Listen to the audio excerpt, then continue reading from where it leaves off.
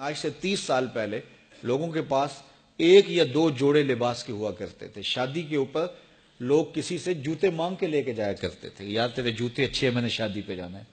امیر بھی ایسا کرتے تھے, غریب بھی ایسا کرتے تھے. میرا ایک دوست مذاق سے کہتا ہے, پہلے جب کسی سے پوچھتے ہوتے تھے کیا حال ہے, وہ کہتا تھا شکر ہے. آج پوچھتے تو کہتا ہے شوگر ہے.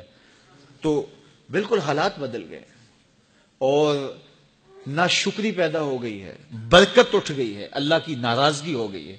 یہ ناراضگی کیسے ہوتی ہے؟ جب ہم اس کے حکموں کو توڑتے ہیں تو پھر وہ ہماری پرواہ کرنا چھوڑ دیتا ہے.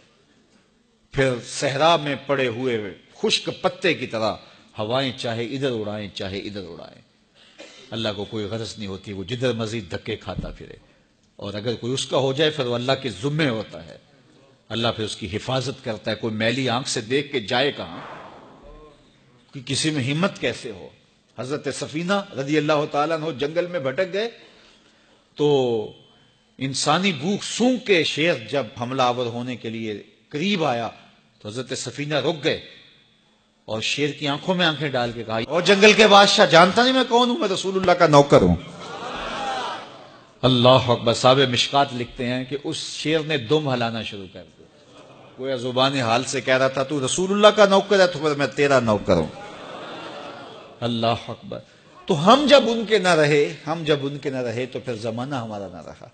تو یہ نتیجہ ہے گناہوں کا. اللہ اکبر.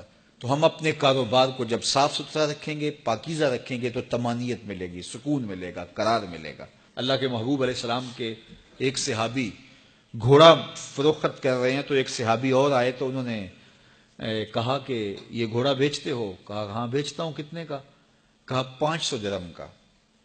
تو عرب گھوڑے کے اوپر سواری کر کے چیک کرتے تھے, دیکھتے تھے, ٹرائی لیتے تھے. تو گھوڑے کے اوپر جب ٹرائی لی نا تو واپس آ کے کہا کہ اس کا 600 درہم لوگے؟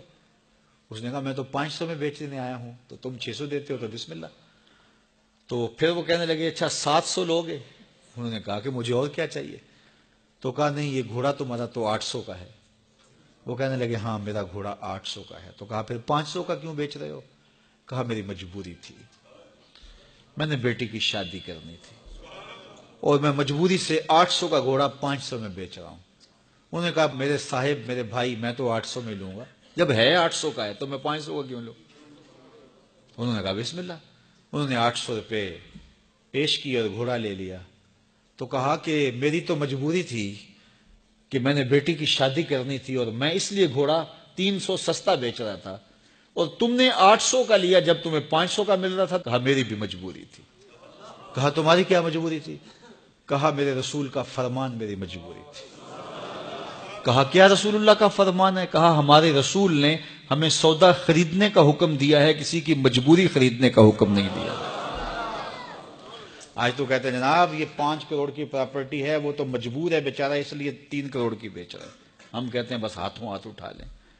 یار اگر کوئی بندہ اپنا گھر بیچ رہا ہے اس لیے کہ وہ مجبور ہے اور وہ 1 کروڑ روپے کا ہے, تو ہم اس کو 50 کا کیوں خرید رہے ہیں؟ جب ہے 1 کروڑ کا, 1 کروڑ کا خریدے. اور جو ساری زندگی لوگوں کی مجبوریاں خریدتے ہیں, فلاں پراپرٹی فلاں کی مجبوری سے خریدی, فلاں پراپرٹی فلاں کی مجبوری سے خریدی. کچھ لوگ اس طاق میں رہتے ہیں, کوئی مجبور ہو تو اس سے خریدیں. اللہ اکبر. پھر ایک وقت آتا ہے کہ یہ مجبور ہوتا ہے اور اس کی پراپرٹی کوڑیوں کے بل بک رہی ہوتی ہے. ہم نے اپنی آنکھوں سے ایسے مناظر دیکھے ہیں. تو کسی کی مجبوری نہ خریدیں, سودا خریدیں. طاق میں نہ رہیں کہ کوئی مجبور ہو تو سستا بیچے.